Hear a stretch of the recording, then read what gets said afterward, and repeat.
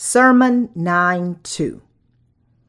Jesus who came to save us, the spiritual paralytics. Matthew's 9th chapter, verses 1 through 13. So he got into a boat, crossed over, and came to his own city. Then behold, they brought to him a paralytic lying on a bed. When Jesus saw their faith, he said to the paralytic, "Son, be of Ini good menjelaskan cheer." mengapa hati beberapa orang sangat keras melawan kuasa Injil air dan roh dan menolaknya, sementara orang-orang lain menerimanya dengan rela. Karena itu, orang harus menolak roh jahat sendiri dan mempersiapkan hatinya untuk menerima firman Allah sebagai kebenaran yang mutlak.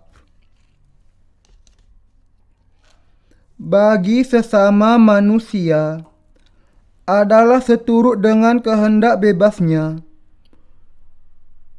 bahwa Allah sudah membiarkan mereka untuk memilih apakah mereka mau menerima firman Allah atau menolaknya. Memberikan kepadanya hak untuk membuat keputusan ini.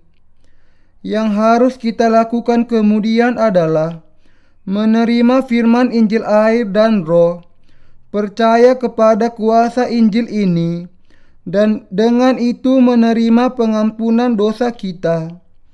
Pengampunan dosa yang diberikan Allah ini terjadi karena kehendak seseorang untuk menerima kebenaran Injil.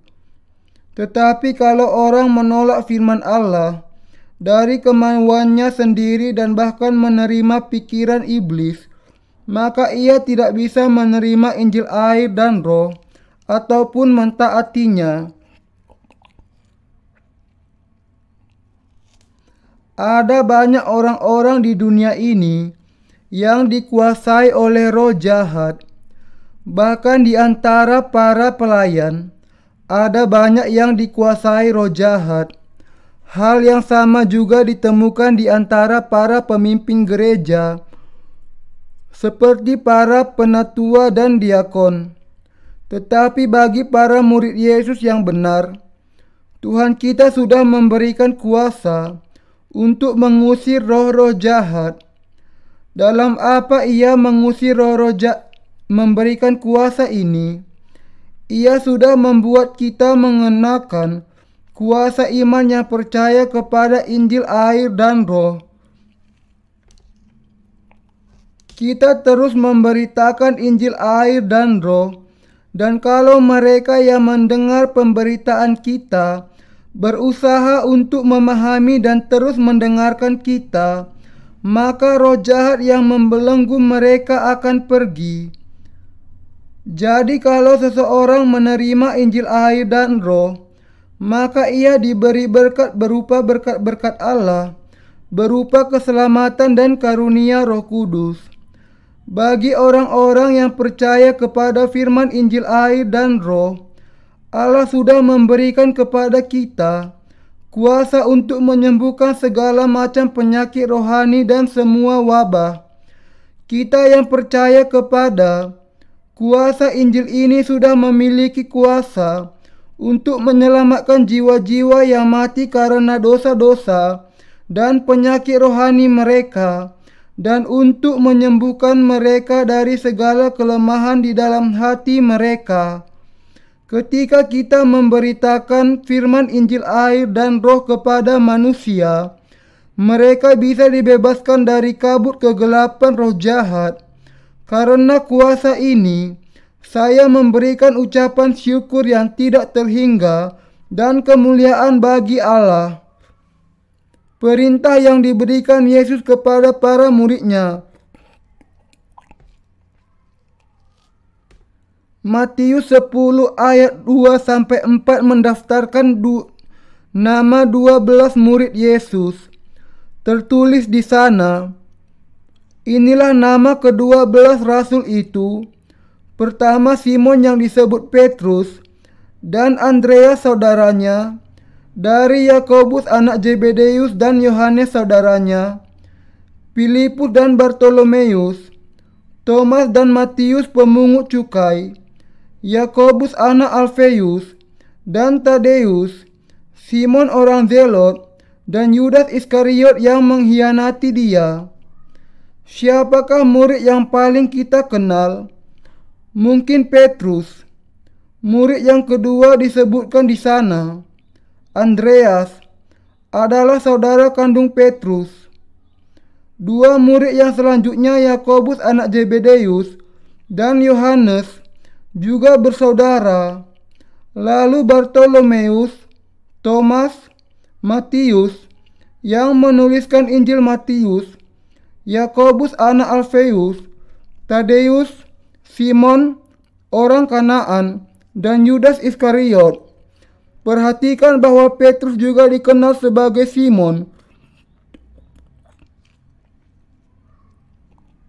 Simon adalah nama asli dari Petrus, dan nama Petrus yang berarti batu diberikan oleh Yesus kepadanya. Penyebabnya, alasan mengapa Tuhan menyebut Petrus dengan nama Simon anak Yunus adalah karena memang ada Simon yang lain. Simon orang Kanaan itu di antara murid Yesus. Hal yang sama juga terjadi kepada nama Yakobus juga, dan dua orang murid Yesus yang bernama Yakobus, dan mereka juga dipanggil dengan menambahkan nama ayahnya untuk membedakan di antara keduanya. Kita tidak tahu segala sesuatu mengenai kedua belas murid Yesus.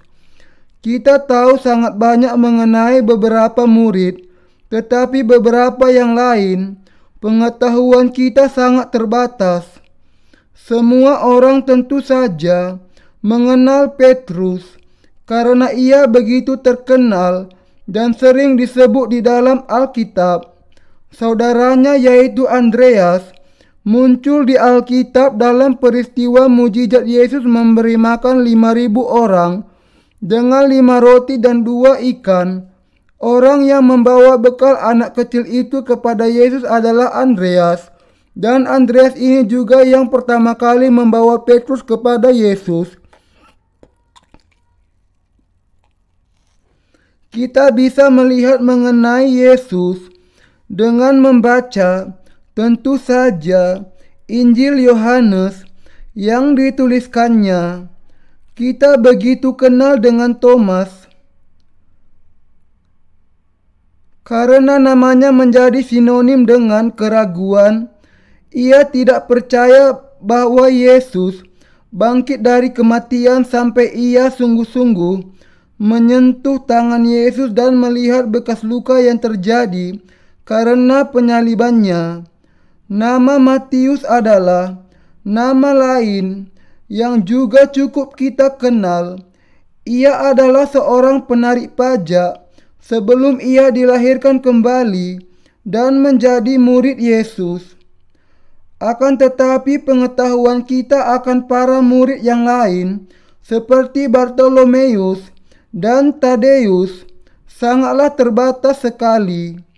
Kita tahu bahwa mereka adalah para murid Yesus, tetapi kita hanya sedikit sekali mengenal mereka karena tidak banyak ditulis mengenai mereka di dalam Alkitab. Kemudian di dalam bagian Alkitab hari ini,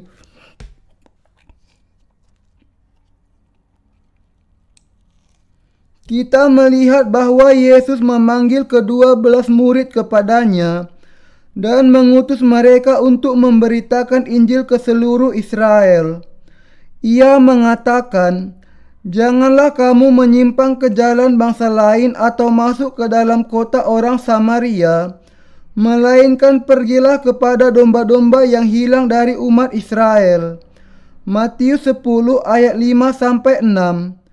Apakah artinya jalan bangsa lain di sini?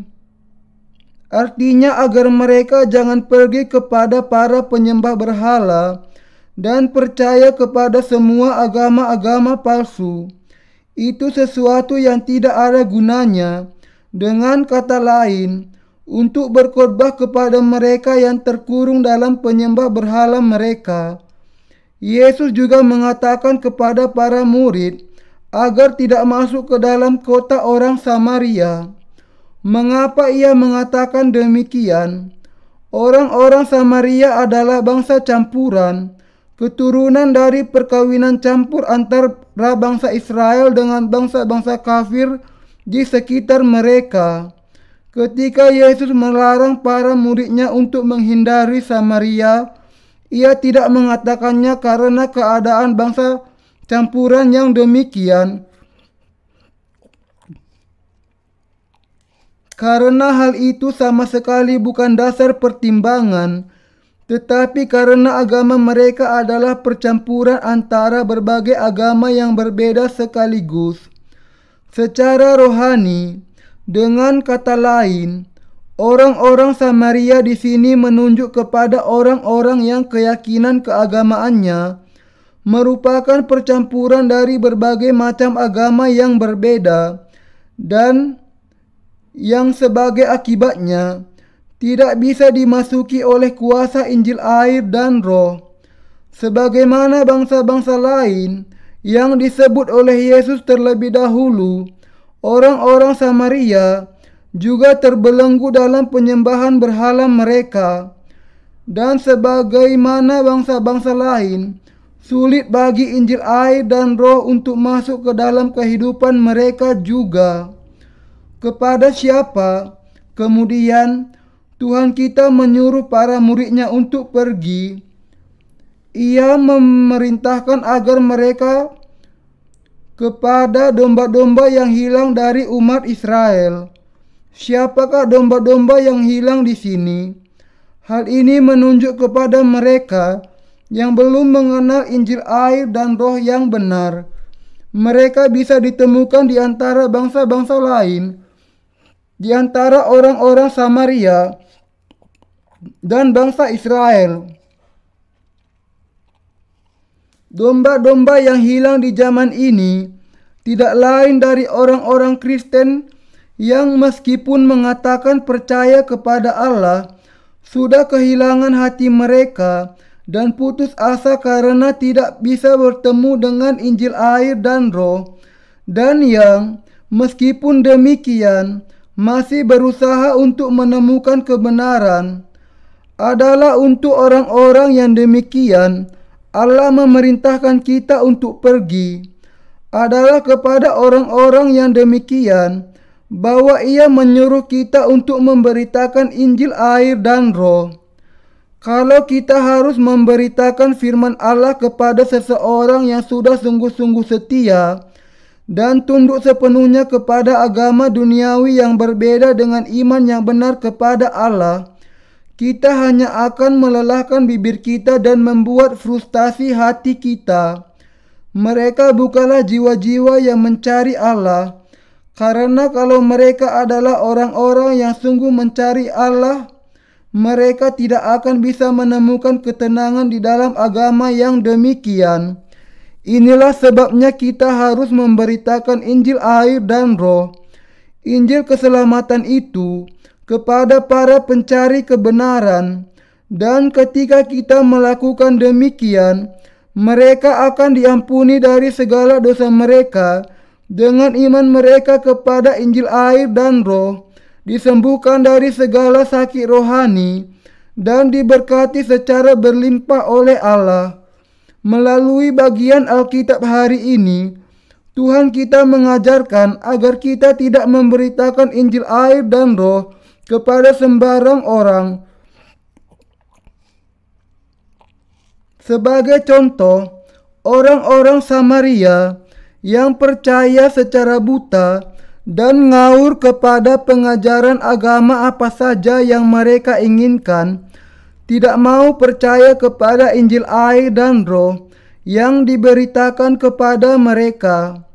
Untuk orang-orang yang demikian, kita harus terlebih dahulu berusaha untuk menolong mereka memahami betapa kosongnya hidup mereka, apa kenyataan dosa mereka, dan apa konsekuensi dari dosa-dosa itu.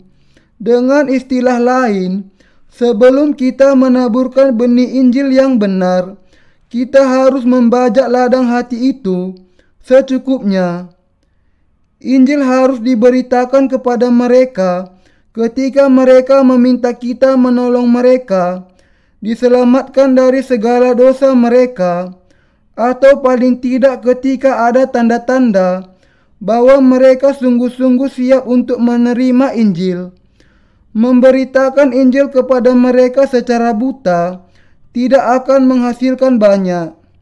Sebaliknya, strategi yang kasar demikian seringkali akan menimbulkan perlawanan dan membawa mereka semakin jauh dari kebenaran. Orang-orang Samaria zaman ini akan mengatakan, "Aku tahu apa yang Anda jelaskan. Mungkin saya akan percaya kelak. Sekarang ini, saya meyakini paling tidak 5 agama, termasuk Buddha dan Hindu. Dan karena itu saya rasa tidak ada salahnya kalau saya menyembah satu agama lagi." Bukan orang-orang yang demikian, dengan kata lain, yang menjadi tujuan pemberitaan Injil kita. Yang akan mereka lakukan sesudah mendengarkan Injil adalah mereka akan memperlakukannya sebagai sesuatu yang tidak berharga. Kepada siapa kemudian kita harus datang untuk memberitakan Injil adalah kepada domba-domba yang hilang dari antara bangsa Israel. Kita harus pergi, dan ketika kita pergi kepada mereka, kita harus memberitakan kepada mereka kerajaan surga sudah dekat. Kita harus memberitakan kepada mereka bahwa dunia bukanlah segala-galanya, karena kerajaan Allah juga akan datang ke dunia ini. Serta menjelaskan, kalau Anda percaya kepada Injil air dan Roh, kemudian Anda akan diselamatkan dari segala dosa Anda dan masuk ke dalam kerajaan Allah. Berapa lama Anda akan hidup di dunia ini? Bukankah hanya akan bertahan selama 70 atau 80 tahun? Atau paling lama 100 tahun? Tidakkah waktu itu akan berlalu dalam sekejap? Jadi tidakkah Anda harus mempersiapkan diri untuk dunia yang akan datang juga? Yesus melanjutkan dengan berkata kepada para murid-Nya, "Sembuhkanlah orang-orang sakit." Saudara seiman, berapa banyak kali manusia yang menderita karena penyakit di dalam hati mereka? Berapa banyak manusia tenggelam di dalam dosa-dosa mereka dan menjalani kehidupan sebagai hamba iblis? Orang-orang yang demikian hatinya diberkati oleh orang-orang dosa-dosa mereka, dan tidak lain merekalah orang-orang yang sakit yang disebutkan Yesus di sini. Orang-orang yang sakit rohani. Kita harus memberitakan Injil air dan Roh dan membebaskan mereka dari segala dosa mereka. Dengan cara apa kita bisa membebaskan mereka dari dosa-dosa mereka? Kita bisa membebaskan mereka dengan kuasa Injil air dan Roh. Tuhan kita juga mengatakan kepada para murid-Nya, "Tahirkanlah orang kusta, karena manusia pasti akan senantiasa melakukan dosa. Mereka terus-menerus disiksa oleh tindakan dan perbuatan dosa mereka yang jauh melebihi kemampuan mereka untuk mengendalikannya." Kita harus menolong mereka untuk disembuhkan dari dosa mereka sekali untuk seterusnya dengan mengenakan kebenaran Allah kepada mereka yang adalah kuasa Injil air dan Roh. Mengubah orang-orang berdosa menjadi orang-orang tidak berdosa adalah kuasa Injil air dan Roh. Orang-orang yang tidak terhitung banyaknya menderita karena lepra rohani mereka, sakit dosa yang tidak bisa disembuhkan sendiri, Dan kepada mereka yang ingin disembuhkan dari penyakit yang demikian, adalah panggilan kita untuk memberitakan Injil air dan roh. Usirlah roh-roh jahat. Ketika kita memberitakan Injil air dan roh, roh-roh jahat diusir dari hati manusia. Yesus juga mengatakan, kamu telah memperolehnya dengan cuma-cuma, karena itu berikanlah pula dengan cuma-cuma. Dengan percaya kepada kuasa Injil air dan roh, kita sudah diselamatkan dari segala dosa secara cuma-cuma. Karena kita sudah menerima kuasa Injil air dan roh secara cuma-cuma dari pendahulu iman kita, kita juga harus memberikannya secara cuma-cuma kepada orang-orang lain. Ketertarikan pribadi kita janganlah menjadi motivasi utama kita memberitakan Injil air dan roh. Saya diberitahu bahwa khususnya di gereja-gereja Injili, banyak pemimpin gereja yang mengedepankan keinginan pribadi dan keuntungan mereka sendiri ketika mereka mau memberitakan Injil mereka. Nyatanya, Injil mereka berbeda dengan Injil yang benar. Memang, bagi beberapa di antara mereka, contohnya, hal yang terlebih dahulu ingin mereka ketahui dari anggota baru gereja mereka adalah berapa kaya atau berapa miskin. Dalam hal ini, anggota baru itu, kalau ia miskin, mereka membiarkan orang-orang lain untuk memberitakan Injil kepadanya. Tetapi kalau ia kaya dan berkuasa, maka mereka menginginkan orang itu dilayani sendiri, mengatakan bahwa mereka akan secara pribadi menjelaskan Injil mereka kepadanya dan orang lain tidak perlu campur tangan. Mengapa mereka berbuat demikian? Karena mereka ingin menjaga kendali mereka atas orang itu dan mengeksploitasi uangnya. Sederhananya, mereka memberitakan Injil untuk keuntungan pribadi mereka sendiri. Tetapi apakah yang dikatakan Tuhan tentang orang-orang demikian? Ia mengingatkan kepada mereka, kamu telah memperolehnya dengan cuma-cuma. Karena itu berikanlah pula dengan cuma-cuma. Melalui Tuhan kita mendengar Injil air dan roh secara cuma-cuma. Dan dengan percaya kepada hal itu, kita sudah menerima pengampunan dosa kita dan karunia dari Allah. Semua secara cuma-cuma. Tuhan sudah mengajarkan kuasa Injil air dan roh secara cuma-cuma. Dan ketika kita percaya kepada kuasa Injil ini, ia sudah secara cuma-cuma membuat kita mengenakan anugerahnya dan menjadikan kita anak-anak Allah sendiri. Sekarang setelah kita menerima kuasa Injil air dan roh ini secara cuma-cuma dari Allah, Tuhan menjelaskan agar kita memberikannya kepada orang-orang lain secara cuma-cuma juga. Bagi mereka yang sungguh-sungguh memerlukan Injil ini, kita memang harus memberikan Injil yang penuh kuasa ini secara cuma-cuma. Setelah melakukan hal itu, dalam beberapa kasus, mungkin mereka ingin membalas dengan memberikan sesuatu kepada kita sebagai tanda terima kasih mereka, karena kita sudah menjelaskan Injil yang benar kepada kita. Ini bisa berupa sebuah undangan sederhana untuk makan bersama, sebuah hadiah kecil, rasa senang kepada kita, atau hal-hal lain untuk menunjukkan ucapan terima kasih mereka. Tetapi kita harus berhati-hati dalam menanggapi hal ini.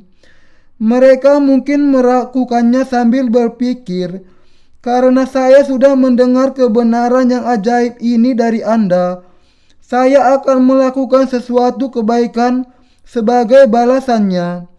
Ini bisa juga menjadi cara lain untuk mengatakan agar kita tidak dekat kepada mereka lagi karena mereka sudah membayarnya.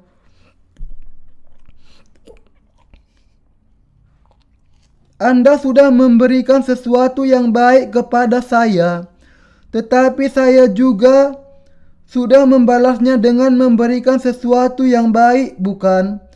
Jadi jangan dekat dengan saya lagi dan jangan menunjukkan diri lagi kepada saya. Kalau ini yang mereka pikirkan, maka ini hanya berarti bahwa mereka tidak mau bertumbuh menjadi dewasa di dalam iman. Bagaimanapun, meskipun seseorang mendengar dan percaya kepada Injil ini, kalau ia tidak terus dipelihara oleh para pendahulu iman, maka imannya mungkin akan layu. Yang terpenting di sini adalah bahwa kita harus terus memelihara orang-orang yang demikian secara cuma-cuma, sebagaimana Allah mengatakan agar kita memberikannya cuma-cuma. Sebagaimana kita sudah menerima secara cuma-cuma dari Allah, yang harus kita lakukan hanyalah mentaati perintah ini. Sekali kita melakukannya, kita bisa memahami bahwa memang demikianlah adanya. Jadi kalau memang demikian, seseorang berterima kasih kepada kita karena sudah menolong kita memahami Injil yang benar, maka yang harus kita lakukan adalah sampai bertemu lagi, kami akan membagikan Injil dengan Anda dan mengajarkan lebih banyak lagi Injil kepada Anda, karena kita memang harus bertemu lagi dengan dia dan terus memelihara imannya. Dengan kata lain, kita harus terus menuntun mereka supaya iman mereka bisa teguh tertanam di dalam gereja Allah dan dipelihara oleh para pendahulu iman, karena hanya dengan demikian jiwa mereka bisa hidup.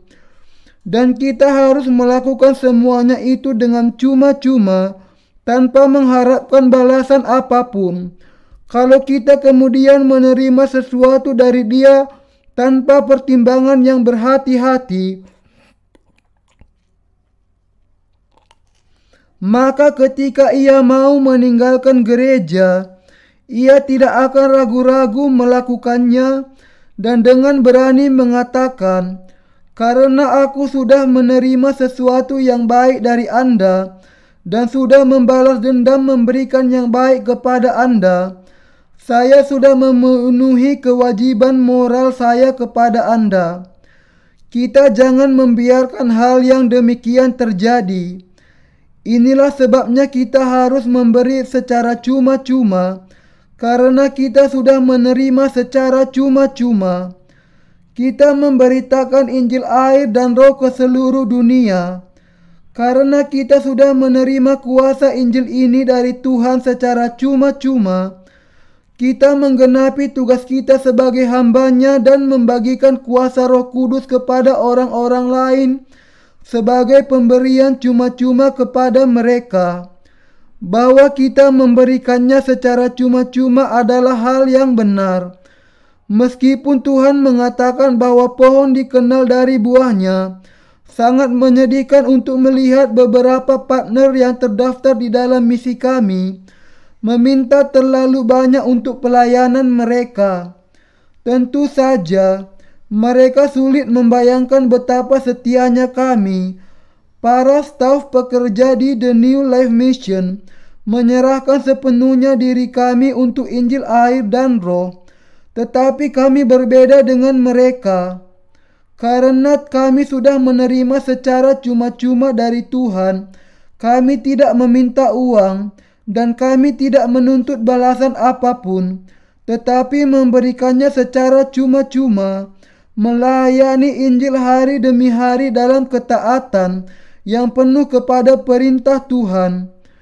Dalam ayat 9, Yesus mengatakan, "Janganlah kamu membawa emas atau perak Janganlah kamu membawa bekal dalam perjalanan. Janganlah kamu membawa baju, 2 helai, kasut atau tongkat, sebab seorang pekerja patut mendapat upahnya. Ikat pinggang itu sama dengan dompet di zaman ini, dan emas atau perak berarti uang. Di masa dahulu, tidak ada uang kertas, termasuk hanya baru-baru ini saja uang mulai dicetak dalam bentuk kertas. Di masa dahulu, masa primitif, kulit kerang dipakai untuk uang, dan kemudian, contohnya, di masa Yesus, koin dibuat dari logam mulia yang diedarkan sebagai uang. Jadi, pada dasarnya, di dalam ayat 9 ini, Yesus mengatakan kepada muridnya agar tidak membawa uang di dalam dompet mereka. Ini juga melarang mereka untuk membawa tas untuk perjalanan mereka, atau 2 buah jubah, sandal atau tongkat, yang sering kita anggap penting untuk sebuah perjalanan. Dengan kata lain, tidak boleh dibawa oleh para murid. Bagaimana kemudian kita harus memahami bagian ini? Apakah ini berarti bahwa zaman ini, ketika kita memberitakan Injil ke seluruh dunia, kita tidak boleh membawa uang dan hal-hal yang diperlukan untuk perjalanan kita? Ini bukan apa yang dimaksud oleh Yesus. Namun, yang dimaksudkannya adalah bahwa kalau kita memang para hamba Allah dan kita sepenuhnya menyerahkan diri untuk melayaninya, maka kesimpulan akhirnya adalah bahwa kita harus memberitakan Injil kebenaran, Injil air dan roh secara cuma-cuma tanpa mengharapkan imbalan apapun, karena Allah sendiri yang menyediakan keperluan kita. Sangat wajar, dengan kata lain, bahwa para hamba Allah akan diberi makan dan pakaian oleh Allah sendiri, dan bahwa semua keperluan mereka akan dicukupi olehnya.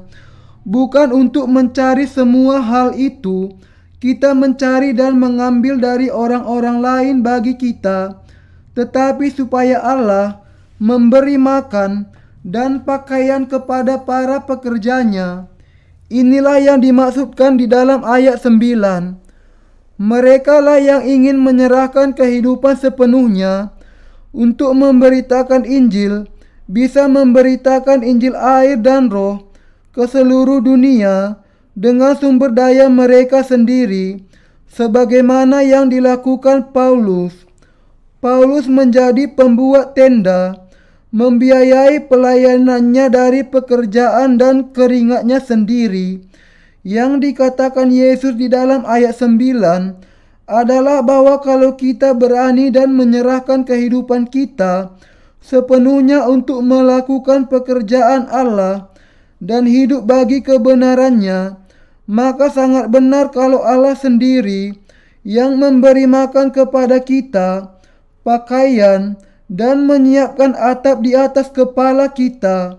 Kita bisa hidup sepenuhnya bagi Allah karena Tuhan akan menyiapkan akan segala yang kita perlukan sebagai bagiannya. Ia tidak akan mengatakan bahwa kita bahkan tidak boleh membawa pakaian ganti ketika sedang memberitakan Injil, tetapi yang terpenting adalah menyerahkan kehidupan kita sepenuhnya serta meletakkan kehendak kita sepenuhnya kepadanya, karena Ia yang akan memenuhi segala keperluan kita kalau kita melakukannya. Dengan istilah lain, Ia mengatakan, kalau engkau menyerahkan diri sepenuhnya untuk pekerjaanku, aku akan memberi makanan dan pakaian kepadamu, dan semua keperluanmu akan aku cukupkan. Jadi jalanilah kehidupan demikian, melayani Allah, memberitakan Injil, dan menyerahkan diri bagi pekabaran kerajaan surga. Menemukan orang-orang yang layak menerima pemberitaan Injil air dan Roh. Di dalam ayat 11, Yesus mengatakan, "Apabila kamu masuk ke kota atau desa, carilah di situ seorang yang layak dan tinggallah padanya sampai kamu berangkat." Di zaman dahulu, tidak seperti penginjil yang berjalan dengan semangat, tanpa uang dengan berharap kepada pemberitaannya. Tentu saja, ini bukan sesuatu yang buruk sebagai pelatihan untuk para pekerja Allah.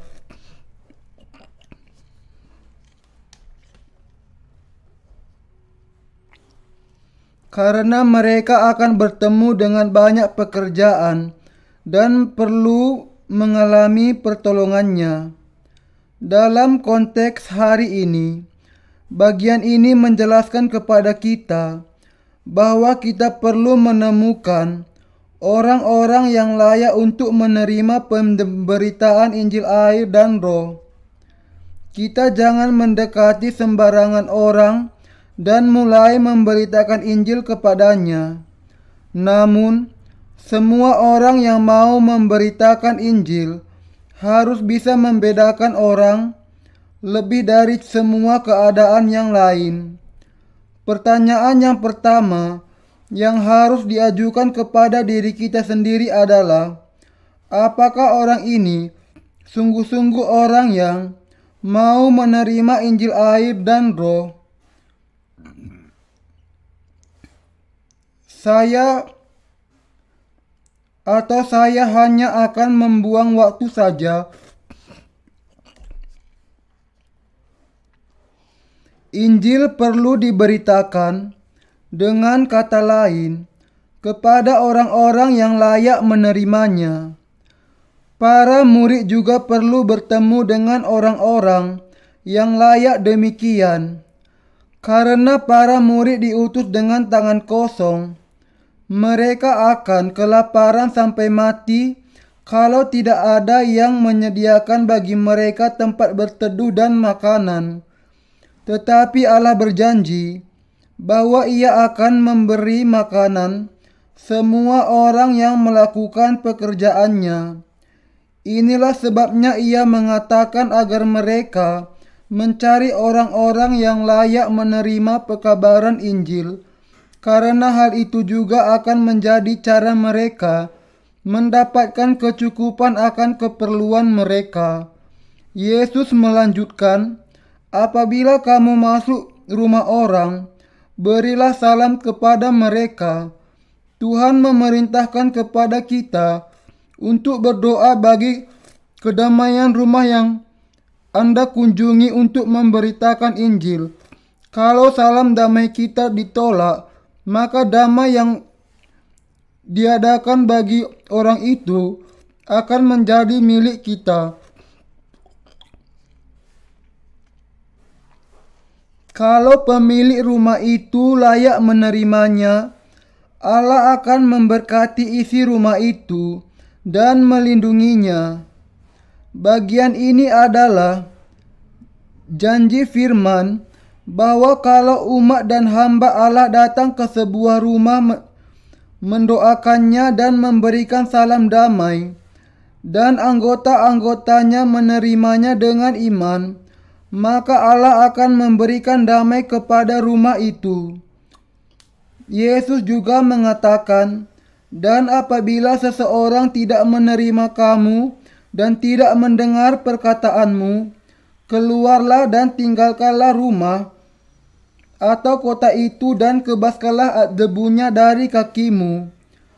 Kalau Anda berbicara kepada seseorang mengenai kebenaran Allah, akan tetapi ia tidak mau menerimanya, Tuhan akan memerintahkan agar Anda mengebaskan debu kaki dan meninggalkannya. Tidak perlu bagi Anda mengatakan apapun yang lain kepada orang-orang yang memang mau menolak firman Allah masuk ke dalam hati mereka. Bagi mereka yang menunggu mereka adalah malapetaka yang mengerikan dan menakutkan, sehingga penghukuman atas Sodom dan Gomora akan kelihatan ringan. Orang-orang yang demikian tidak terhindar dan pasti akan dikutuk atas semua dosa-dosa mereka. Ketika mengutus para muridnya untuk memberikan kesaksian tentang Injil, Tuhan juga mengatakan, "Lihat, aku mengutus kamu seperti domba ke tengah-tengah serigala." Tuhan mengatakan demikian karena Ia mengutus para muridnya ke dalam dunia yang jahat. Inilah sebabnya Ia menambahkan, "Sebab itu hendaklah kamu cerdik seperti ular dan tulus seperti merpati." Kita sekarang memahami apa yang dimaksudkan oleh Tuhan ketika Ia mengatakan demikian. Para umat Allah adalah sungguh-sungguh murni dan tidak berdosa, tetapi dunia ini dipenuhi dengan penjahat, perampok, pendusta, dan orang-orang jahat. Karena itu kita harus senantiasa berdoa. Anda juga harus berdoa, dan para tua-tua iman kita harus menaikkan doa bagi jemaat.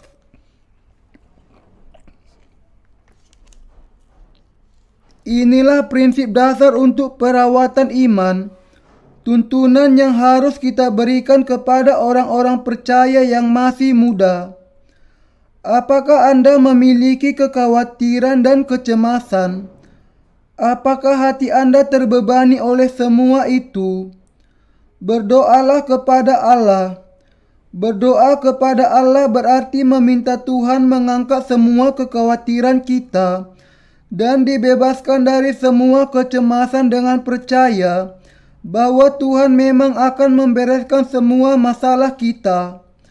Alkitab berjanji bahwa kalau kita berdoa tanpa henti kepada Allah dan setiap saat, maka damai sejahteranya yang melampaui segala akal akan memelihara hati dan pikiran kita di dalam Yesus Kristus.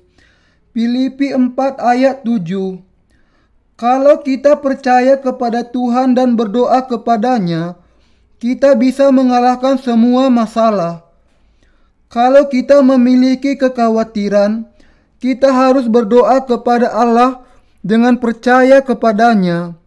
Tuhan pastilah akan menjawab semua doa kita, memberikan damai sejahtera, dan menyelesaikan semua masalah yang kita miliki. Inilah sebabnya kita harus berdoa setiap saat tanpa berhenti.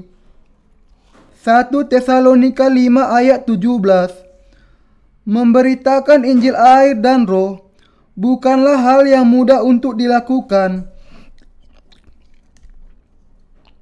Kemampuan untuk menjelaskan Injil saja tidaklah cukup, tetapi orang harus menjalani kehidupan yang bijaksana dengan iman dan menyerahkan diri sebagai alat yang berguna bagi Injil, yang membuat memberitakan Injil itu menjadi lebih sulit di dalam kita memenuhi tanggung jawab memberitakan Injil itu.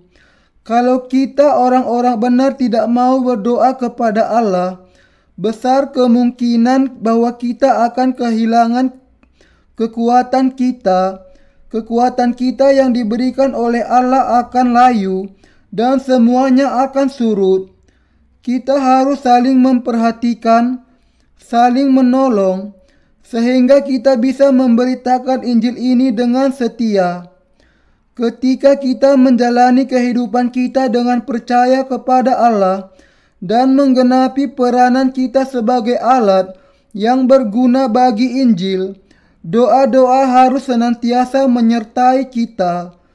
Saudara seiman Kristen, sekarang setelah Anda diampuni dari segala dosa Anda dengan percaya kepada firman Injil air dan roh, apakah Anda masih memiliki kekhawatiran tentang bagaimana menjalani kehidupan dan bagaimana kebutuhan Anda akan dicukupi?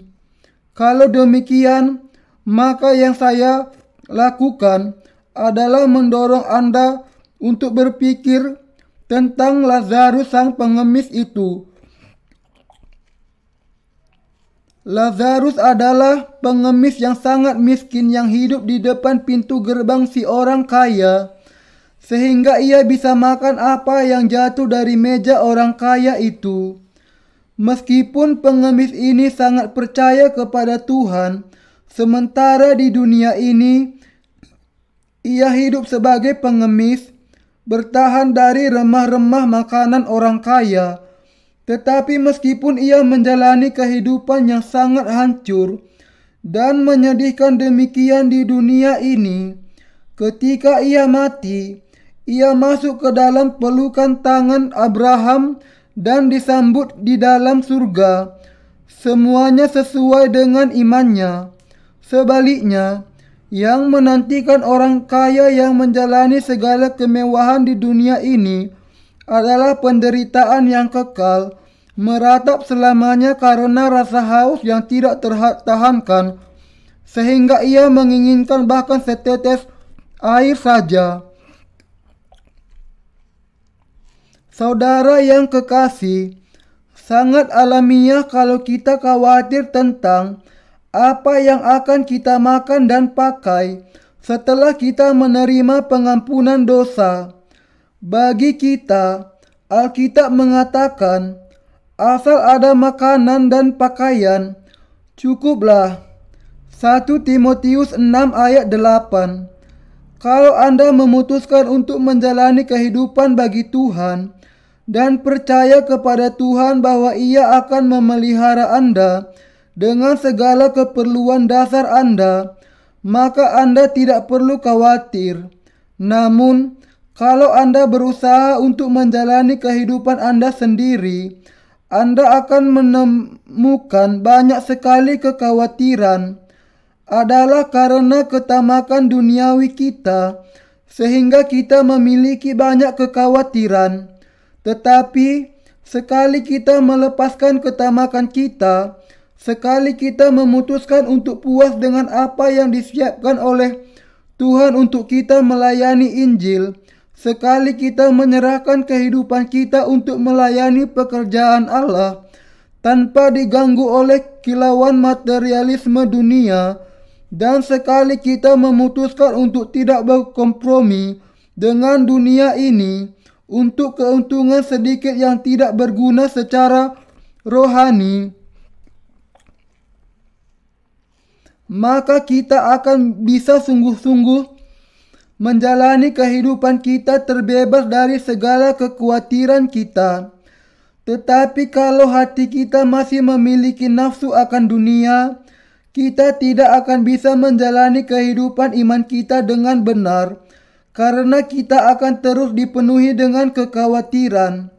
Jadi apa yang akan terjadi kalau kita terus khawatir akan apa yang kita makan, pakaian apa yang kita kenakan, dan bagaimana keperluan kita akan dipenuhi? Kekhawatiran kita akan bertumbuh semakin besar dan akhirnya menjepit iman kita, dan akhirnya kita akan meninggalkan gereja. Saudara seiman Kristen, saya tidak akan bisa cukup menekankan pentingnya berdoa senantiasa. Ada banyak hal yang perlu kita doakan, dan ada begitu banyak yang harus kita lakukan bagi Allah. Bukankah demikian?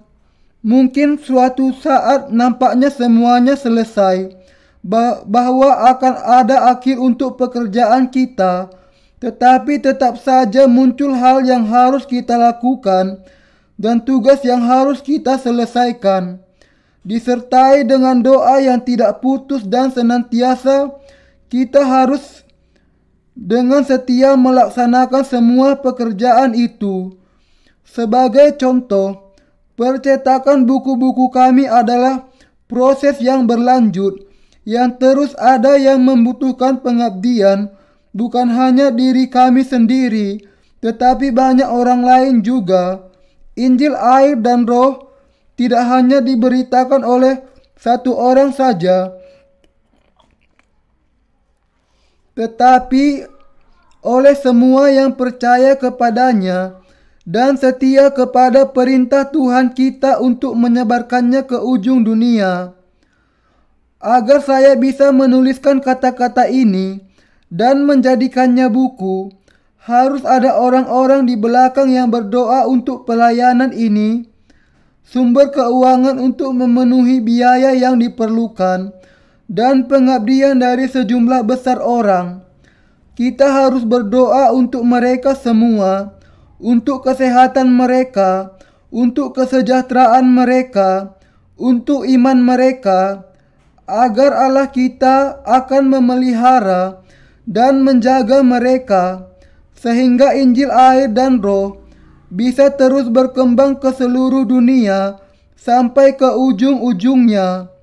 Kita harus berdoa untuk partner kita, untuk saudara dan saudari kita, untuk para pekerja kita, untuk jiwa-jiwa yang lain, untuk keadaan kita. Ada begitu banyak yang perlu didoakan dan begitu banyak keperluan yang harus dipenuhi dengan iman yang jumlahnya tidak bisa kita hitung di sini. Yang jelas adalah bahwa semua keperluan itu harus dipenuhi di dalam Allah melalui doa-doa kita dan kuasa iman kita.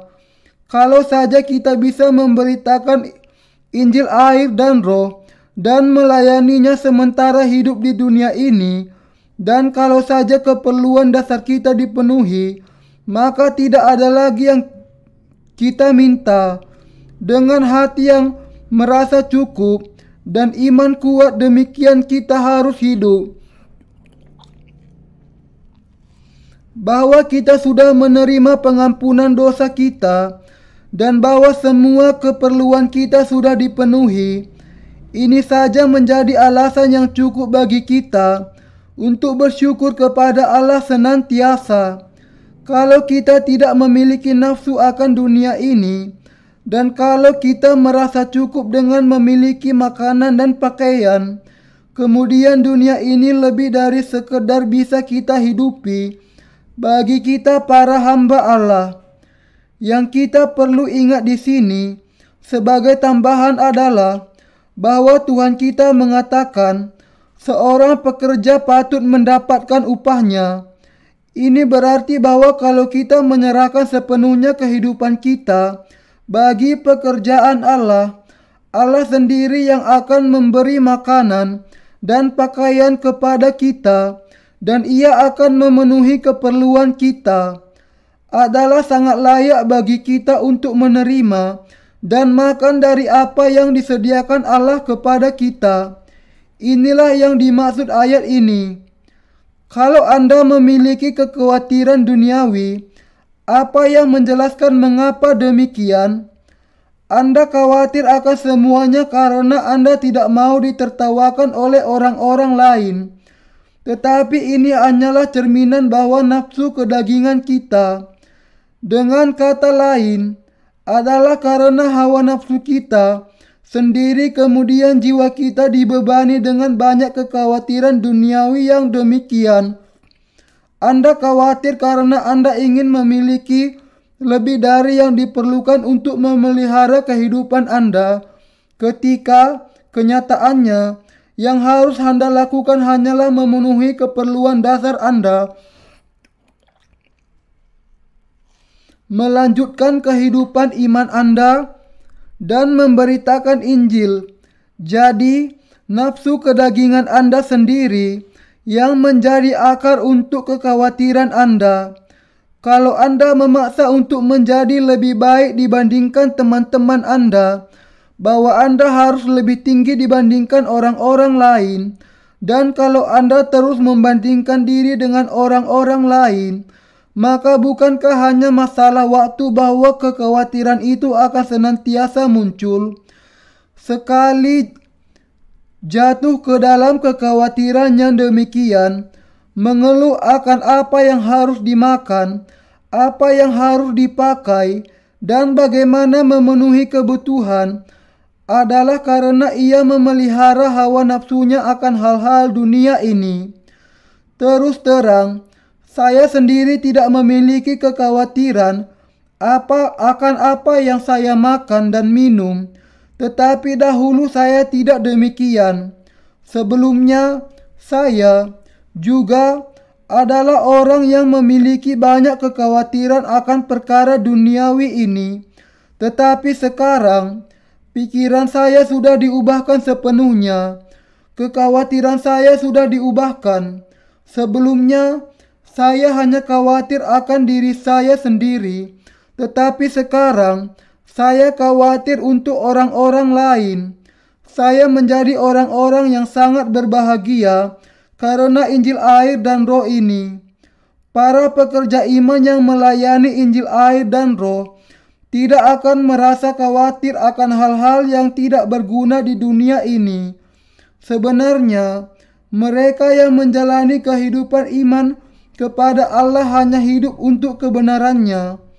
Dan ketika kita memberitakan Injil kepada seseorang, kita harus melihat apakah orang itu sungguh-sungguh mencari kebenaran, dan kalau demikian, maka kita harus mengatakan kepadanya bahwa yang harus ia khawatirkan hanyalah persiapan akan kehidupan yang akan datang. Dan kalau kita memindahkan pembicaraan kita dari pokok tentang kesia-siaan kehidupan ini kepada pokok tentang penghakiman kekal, orang-orang yang mencari kebenaran pasti akan mendengar dengan semangat akan kesaksian kita. Kemudian, kalau kita memberitakan Injil kebenaran kepada jiwa yang sudah siap demikian, mereka akan menerimanya dengan iman dan menjadi anak-anak Allah sendiri. Ketika Anda memberitakan Injil kepada seseorang, jangan menyampaikan semuanya sekaligus. Tentu saja, kita sering tidak bisa tidak melakukannya secara tidak sengaja, tetapi itu tidak baik bagi orang-orang biasa yang akan diselamatkan. Hikmat sangat diperlukan dalam memberitakan Injil. Bagian Alkitab hari ini dari Matius 10 ayat 1 sampai 16 yang berbicara kepada para muridnya ketika Yesus mengutus mereka keluar untuk memberikan kesaksian akan Injil, sekarang digenapi di dalam kita dengan iman. Apakah Anda memiliki kekhawatiran atau kecemasan? Kemudian berdoalah kepada Allah dengan iman yang percaya kepada firman-Nya. Kekhawatiran atau kecemasan muncul ketika kita tidak berdoa meminta pertolongan Allah. Percayalah kepadanya sementara berdoa dengan iman. Kemudian, Ia pasti akan menjawab doa-doa Anda. Kita harus menjalani kehidupan iman di dalam kebenaran Allah, Injil air dan roh. Dan saya tidak akan pernah merasa cukup untuk bersyukur kepada Allah yang memampukan kita menyembuhkan penyakit rohani manusia dengan memberikan kepada kita kuasa Injil air dan roh. Haleluya!